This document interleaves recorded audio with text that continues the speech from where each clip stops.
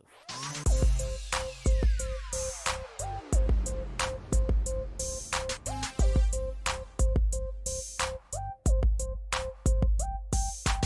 Welcome back, everybody.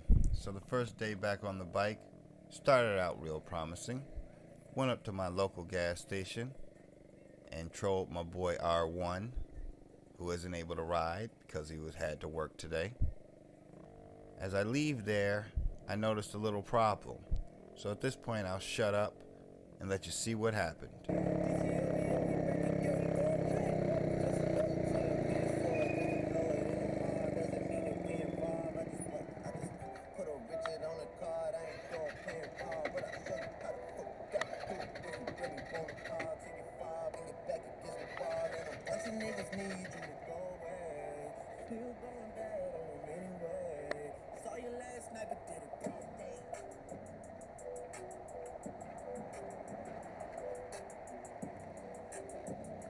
So obviously, folks, the first ride of the season was not supposed to go that way.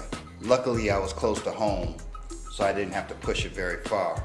But Hope let me know today that with the high performance exhaust, the 26mm carb, and the 171cc engine, that we need to go ahead and get more air to the carb than this under the seat air filter will give us. So we're going back to the pod filter.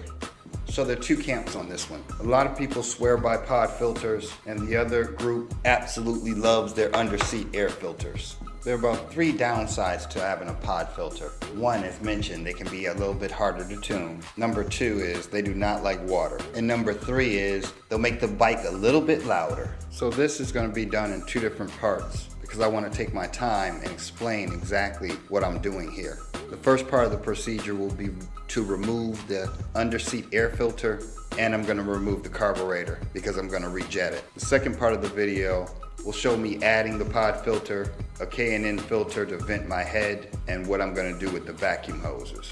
So the first thing I want to do is remove this plastic cover so I can get to the air filter. There are going to be 3 Phillips head screws that we'll have to remove.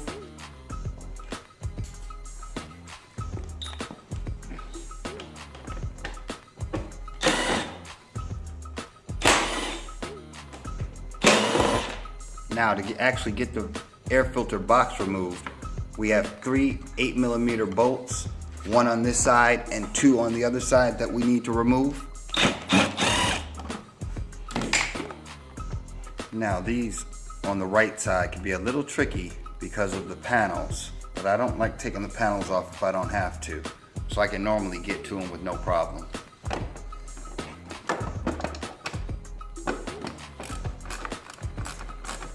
And now number 3. So now the only other thing that needs to be removed is the hose from the carburetor.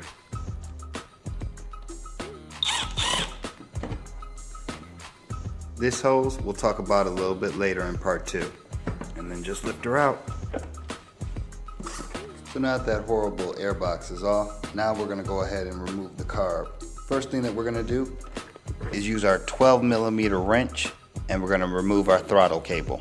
And you want to release the first 12mm bolt to loosen the throttle cable. So the next thing I want to do is unplug my auto enricher that's found on the CBK carb. Now I'm going to keep my manifold in there and just remove the carb. So I'm going to go ahead and disconnect it from the manifold. And now I'm going to carefully remove the fuel line because there will be fuel in here. And there is my fuel line. And again, it does have fuel in there still. There's one more vacuum hose attachment. It's on the top of the carb. I'm going to remove that. And with that, the carb should be free.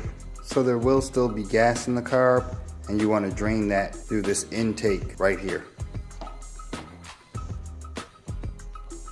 And here we have the look of what the engine looks like without the carb and that awful air filter. So again, in part 2, we'll be installing our pod filter, rejetting our carb, and working with those vacuum hoses. So everybody have a great night. Stay tuned. See you guys shortly, and peace out.